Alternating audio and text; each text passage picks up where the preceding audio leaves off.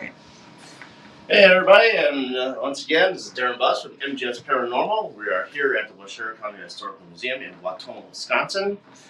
We were just live not too long ago outside of the museum. And again, we are promoting the Valentine's investigation on February 11th. I cannot say February right. And we are having Nick Simons and Aaron G. Thompson from 28 Days Haunted from Netflix show. They will be here in attendance, so please come on down if you'd like to do a paranormal investigation with us. Tours are at, paranormal investigations are at from 6 to 9 p.m. And then that's the first group. The second group is at 10 p.m. to 1 a.m. But if you choose, you want to stay for both groups, you can do that as well. The small donation fee is in the flyer itself. So in the building, there's many spirits in this building. We are now in the booking room as we speak. So this is kind of what the booking room looks like. If you do like to go over here and stand next in line and hold the thing saying that you are guilty of something, they can do that, provide that as well. We do have books around for Ed Gein and all that stuff from Scott Bowser. He does those. He has books like that as well. So with that, let's keep on going with the tour here. We're walking through here as far as we're in the county store part of the building, and some stuff goes on in here every once in a while, and we got to investigate just a little bit more to see what else more happens. But when you come on down, we have the equipment, and you can investigate with us, be part of the team, work the equipment, just get familiarized. If you want to get into this sort of field, this is your opportunity to come on down and join us. As we make our way this way here, this is the piano room, and this is where the piano lady would like to come down, and if you're pouncing on the piano, so to speak, she doesn't like that too much, and sometimes, not all the times, she might tap you on the shoulder and say, hey, please stop playing. Or the curator, Lori, here has gotten pinched. I've gotten punched in the arm twice. So that's just kind of what happens. But if she likes the music you're playing, she probably won't do nothing to you. It might encourage you to play more through our digital voice recorders that you might hear her come through. So, and as we're coming through here, we have more of the living room type setup here. Of course, we have all old pictures around and all antiques and stuff like that. We have, where are the ones with the hair in it? Right there, on top of the shelf. Oh, up here? Mm-hmm. Okay, so here we have some hair samples, real hair, and those are kind of interesting to have that in the building itself. And sometimes you just don't know what kind of energy that brings to a location. So this is just a small living room spot that can be active and with cat balls. Everybody knows what cat balls do. They light up, and a lot of times that's why we do paranormal investigations in the dark, so you can see the spirits play with all the toys and light them all up and stuff. But don't get me wrong, when you investigate during the day, you can get just as much during the day as you can at night. It just depends on the location that you're at. So we are going to make our way upstairs to the living quarters and all that stuff, where the sheriff would live and all that stuff. So follow me upstairs.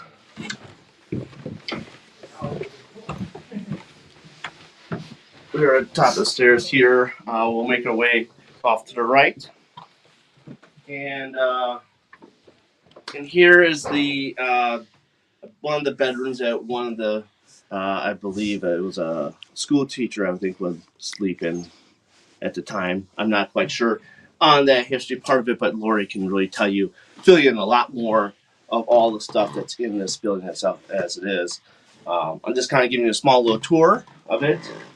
If you want to know more of the history of the location, again, I just can't stress this enough. Come down here for a tour. You can get a hold of me on Facebook Live or Facebook. Also, I have my business cards here as well. If you just come in and say, "Hey, I like a business cards of so and so that runs the tours, helps with the tours, I should say, and does the paranormal investigating and allow bookings for paranormal investigations." Patricia says, hey. Hey, Trisha. And Patty says, G-balls. G-balls, yeah, ghost balls, yeah. This is just a short little cut through from the bedroom there.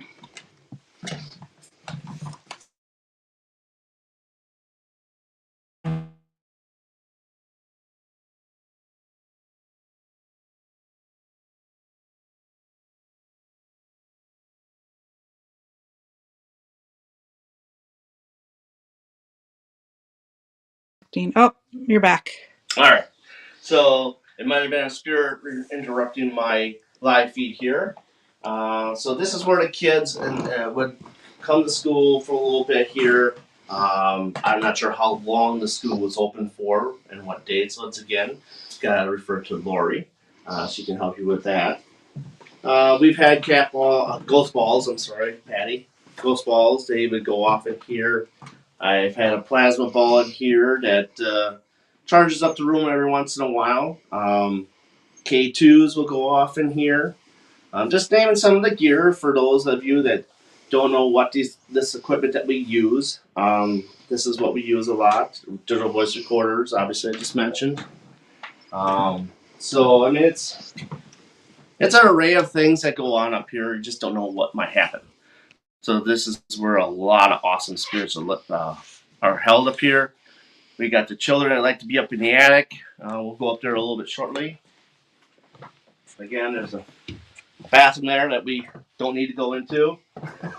No. And I'm not, don't care for mannequins too much. Hi, Melanie. Hey, Melanie. So in here, a lot of children's spirits come out here and play with our paranormal equipment. They do also, play with us during the day when we do a daytime investigations. And then, obviously, I don't know if anyone knows, but here is Felix. I used to have her in my house. Infamous Felix. Glad she's out of our house. So we have Felix here. She's been here since December, and kind of see what has come from that. But child spirits, like I said, they like to have fun with our ghost balls. The K2 meter in here, Marcia got a good reading on the K2. I believe it got to 3 out of the 5 lights. Yes. So we use laser grids every once in a while. We use the green one. We do have a red one, which on the last investigation you all saw it didn't turn out very well. So I'm kind of going back to the green laser grid. But yeah, a lot of good interaction up here. Have gotten touched a few times up here, so it's a good location. Anything that you talk in there, on their level, I think they'll play with you a lot more. But I tried a balloon experiment. Nothing really happened, but I'm not saying it won't happen. But at some point, it will happen. So I'm confident it will work. So we'll go this way up here, and we'll make our way up to. Actually, before we get to the attic, let's go to the kitchen. So in the kitchen here, a lot of things happen here where the forks and spoons will move because the lady that cooks the lunch here, they know it's time to eat lunch. Her energy casts off in here, and all of a sudden the silverware starts moving, and that's what the energy is in here. So just a little brief, like I said, I'm being brief with a lot of stuff because if you want to come investigate, you know more of the history. You gotta talk to Lori because she can fill you in all the history stuff. This story here is kind of like a dumbwaiter type deal, where on the other side of this is where people would be fed. Part of this place, they would have jail cells on the other side. So we'll leave it at that. Oops. And then we'll make our way up to the attic. And up here, they like to. I don't know if I can find this somewhere right here. There we go. Up here, the children like to play a lot. And they have bouncy balls up here that they like to move. We've used an SLS camera up here. Scott Bowser has an SLS camera, and we use that up here quite a bit, which was a pretty cool experience. And more so in this area, they have balls, they have toys, they move stuff every once in a while. This room in particular, sometimes, now we all know this, that rooms take time to charge up. So up here, what I've noticed is it takes about 20 to 30 minutes for this area to charge up a little bit. Then the activity starts. Once it starts, it really gets going up here. So this is a really cool spot for kid spirits. There's said to be a sheriff that comes up here every once in a while to quieten the kids down, so to speak. So, which I think we've got a name before in our EVPs. So this is, like I said, this is a very interesting spot up here. We have used motion detectors up here. Gee, I wonder who that belongs to. Is that yours? No. No, probably mine. Well, let's take it anyway. Get out of here. But yeah, I mean, it gets cold up here. I'm not gonna bullshit you on anything. It does get cold up here in the middle of winter.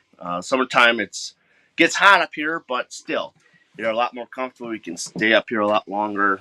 But in the wintertime, we kind of get on out of here after a half hour, 45 minutes, depending if the activity really ramps up here. Again, Scott has got he had a REM pod up here, so he did use a REM pod. For those of you who don't know what a REM pod is, it's a series of lights in a round cylinder format with antennas that can detect temperature change, what's touching it, and how much it's touching. So that is another piece of tactic that we like to use on paranormal investigations. So with that, we'll make our way back down to the basement, or not basement, back downstairs. Second floor. So just bear with us here. Ooh. What happened? The floorboard. Oh, okay. Creaked a little. Freaked me out. Give us a little time here to get down the stairs. I'm good. You good? Yep. Yeah, I'll turn that light off up there.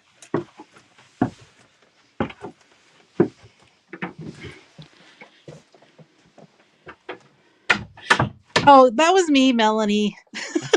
Yeah. I was being. Don't get me wrong, though. There does. That was a Halloween prop that was laying there, and I just couldn't help myself. But like I said, when you do paranormal investigations, nighttime, yes, you get a lot more. I think the spirits are reserved during the daytime. They charge and they really come out at night. But I also encourage daytime investigating as well, because you just never know what might happen during the daytime. You know, get something really cool during the daytime that you may not get at nighttime. So I really encourage that. So this is just a small tour of the upstairs and the downstairs portion of the house. Now we're going to be going down here and going to another spot. And follow me here. As you come into the building, there is a sign-up sheet to say, hey, you know, I was here. So we do encourage you, when you guys come in, to sign that sheet up there to let us know that you're here and you made your mark, and you know, that sort of thing. And so here, this is another portion of the building And with this, oh, you locked it. Well, anyway, if you want to know what goes beyond this door, you gotta come down. You gotta have a tour. Come in for paranormal investigating. Let me know that you want to come for a paranormal investigations. You can call me. You can Facebook message me. My phone number is on there as well. So if you want to call, leave a text message. If you have a messenger not available, please do. Please call me. Let me know. I can set up a time for you to come in and do paranormal investigations. I can get time for you set aside to do a tour of the building as well. So with this will conclude our small little tour. To see the other half, you gotta come down. So this is Darren Buss of MGS Paranormal, and I thank you for today's live and joining us today. And you all have a great Sunday, and I will see you soon. Get down here, February 11th, Valentine's Investigation.